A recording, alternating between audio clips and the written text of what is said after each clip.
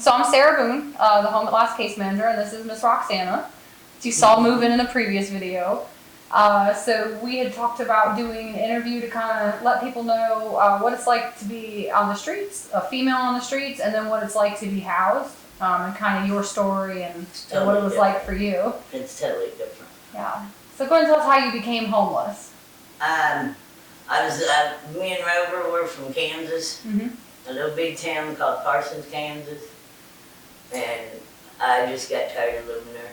Okay. Too many memories and too much. Yeah. You know, and it's all country and stuff, and things were just not right for me. And so I got a hug. I went online and I got a house, rented a house down here over in Biloxi. And me and Rover, it took us 12 hours to get here on a Greyhound bus, and we took and ended up, we were in the house for 2 months and found there was a water leak. Wow. And whenever the plumber come to check it and fix it, it was all black mold. Wow. They condemned the house. Okay. Me and Rover had no place to go. When you were home. I didn't know nothing. I mean, we were only down here for 2 months. Yeah. You know, I didn't know it. I didn't know nobody, no family, no nothing. Yeah. And so then we went to, we just went for a walk down. We were down by the boardwalk. We were close to the beach anyway. And we went for a walk on the boardwalk and ended up, found a place across from Treasure Bay and slept there for a week. Yeah. A week, 10 days. But we took, and then we went and got into, come across somebody that was also homeless. Well, semi-homeless. He was one of those, and some of them out there are homeless, and some of them say they are homeless, and they're not. They're not really homeless, yeah. Because they got places to go. They can couch surf. Yep. You know, they got family. They got vehicles. Yeah. You know, so they got you know, and some of them even got jobs. Yeah. I know a bunch of homeless people that do have jobs. They work, yeah. They really do. I mean, and they go to work every day. But they just ain't getting enough because they got to take care of either their alcohol habit, their cigarette habit, food, shelter, you know, something. I've done motel hopping is what I call it. Yeah. I call it motel hopping, where you go out there, hold a sign, flag a sign, and make enough so that you can get a motel room, so you can get a shower. Yeah. Because they shut down Lady of Panama. Yeah. And Lady of Panama was the only place I knew to take a shower. Yeah. And wash my laundry and stuff. But man, it's totally different. Being on the street. Totally different. Was that your first time being homeless? And I'm 57 years old this year. And I was homeless for 4 years. Wow. That's a long time. It wasn't easy.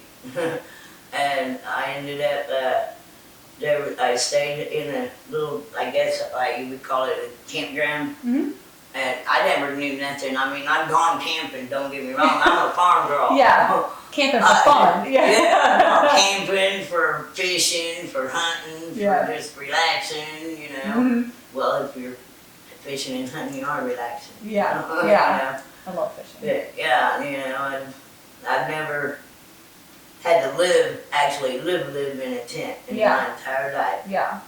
It was totally different. I didn't know nobody, and I ended up down there in Biloxi, across the railroad tracks with 3 different men, and they all had their tents. I had my own tent, and I had no troubles. We all, you know, pitched in on food or whatever, you know, and stuff, and nobody bothered anybody. Nobody stole from nobody. Nobody tried anything with nobody. Yeah. You know. But that was okay. But there are some places that you go to, don't go. Don't go. It's not safe. There's some of those places that's got tents that those people, they're back.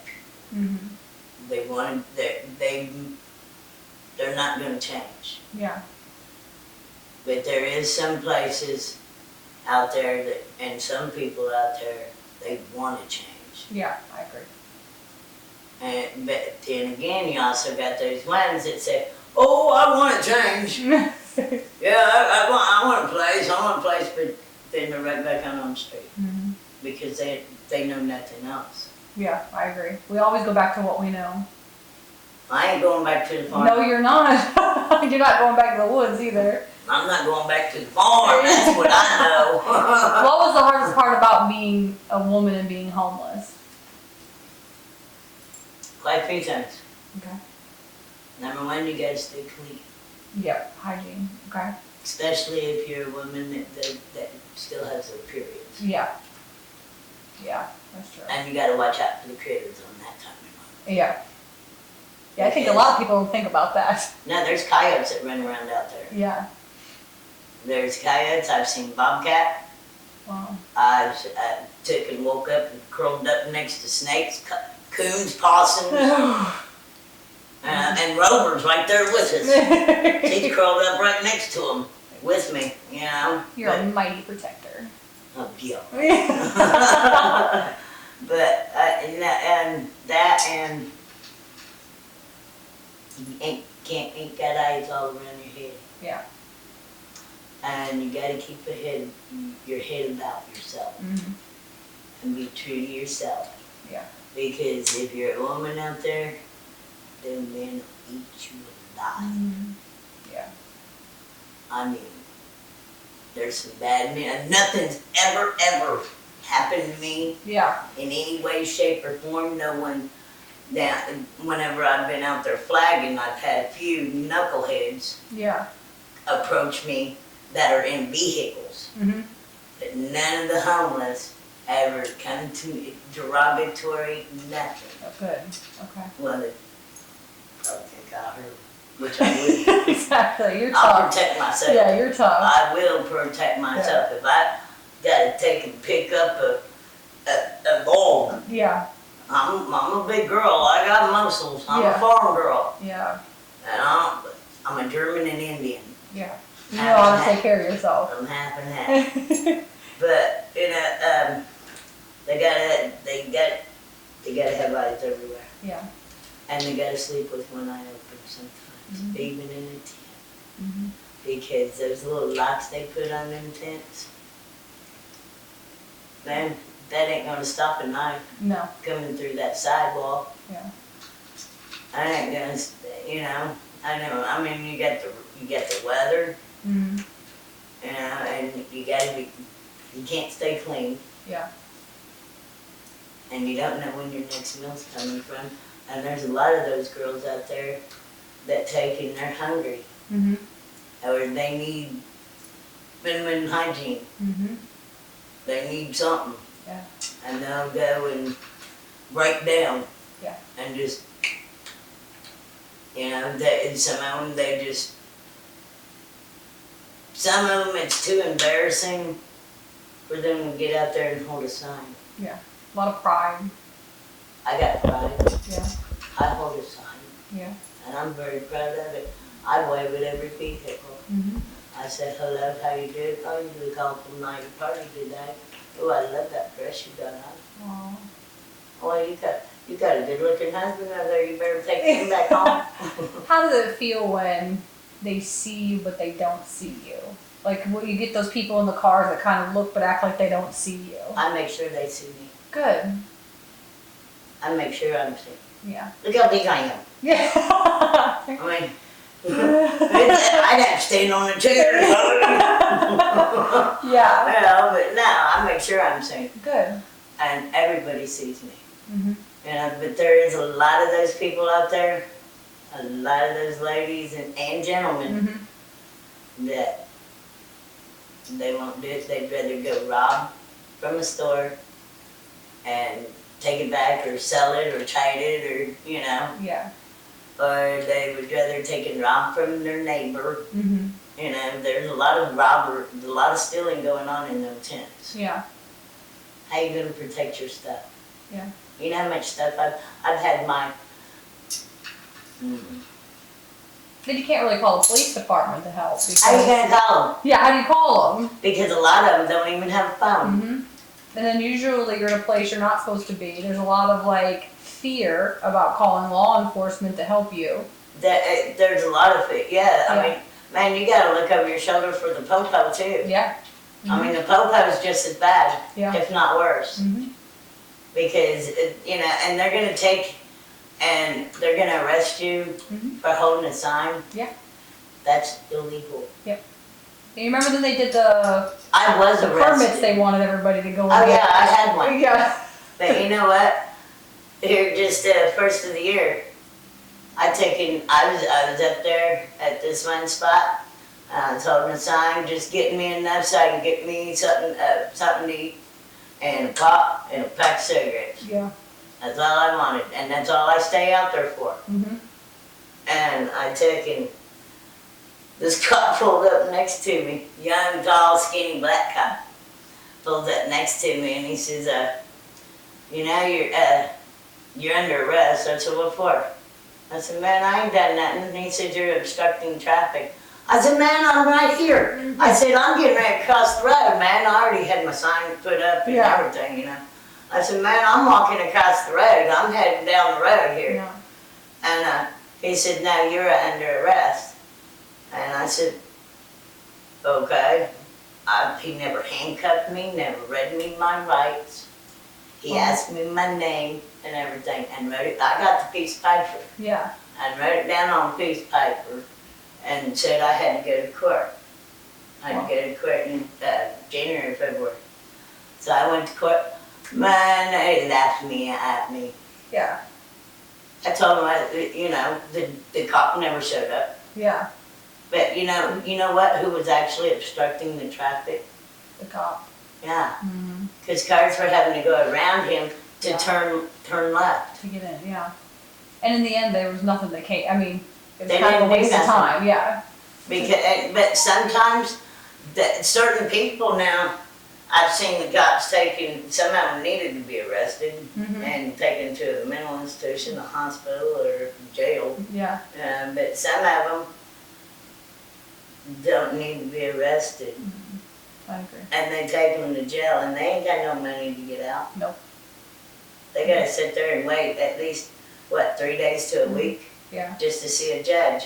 And then the judge is gonna see they're homeless and kick them out. Yeah. And then a lot of them get community service, but They don't go how do do they it. get? Yeah, how do they get there to do How the they gonna community service? get there to do it? Because it costs $1.50 every time you get on that bus. And I guarantee you, I know every bus route, every bus driver, every security guard and everything. And you They end up all in know like it. this vicious circle. Yeah. Almost all the time. It is. Mhm. Because you got the homeless, the popo, and the public. Yeah. Because public will turn the homeless in. Yep. Because they're jealous. Yeah. Because we're living our life. Yeah. You know, we would like to have a home and live our life like that too. Yeah. But that's impossible for it ain't gonna work right now. And then you got the homeless, then you got the popo and the people, and then you got the judge. It just keeps going around and around and around and around and around. And there's no homeless shelters but one in Gulfport, and they're only open if the weather gets to 32 degrees. Yeah. And they're only allowed 6 women and 6 men. Yeah. Yep. No more. Yep. And so And if you get up out of that bed, if you get up out of that cot, you're kicked out, no matter what time of night it is. So you have to lay there You have to sit there, lay there, in that cot, from the time you walk in that door. until you leave. And then you leave. It's still cold outside in the morning. Yeah, because they kick you out 7 o'clock. Yeah. So you're outside in the And elements all day. you have to be there by 6. Yeah. They let you in by 6:30, and then you're kicked out at 7. And then you're not allowed to smoke, right? You're not allowed to get up and smoke. But the person that's sitting there watching over you comes up and bums cigarettes off of you, or he'll take and go, and he's in and out that door Yeah. all the time. You hear that door open and close, open and close, open and close. But you're not allowed to get up and do this No. thing.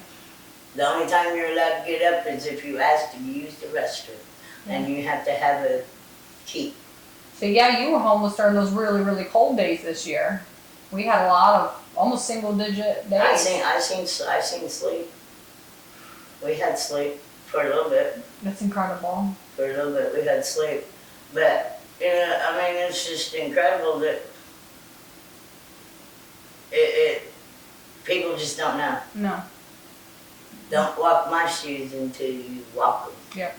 You can't. I can't imagine. I can't stand being cold, and I can't stand being wet. Well, that's one reason why me and Reverend moved down here, because I have COPD. Mhm. I have a lot of medical problems. Yeah. I've survived ovarian, cervical, and intestinal cancer all at the same time.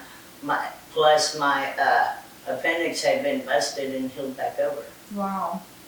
I never knew I was sick. Yeah. I had no pain. I Yeah. just got me. So I thought I better go to the doctor. Yeah.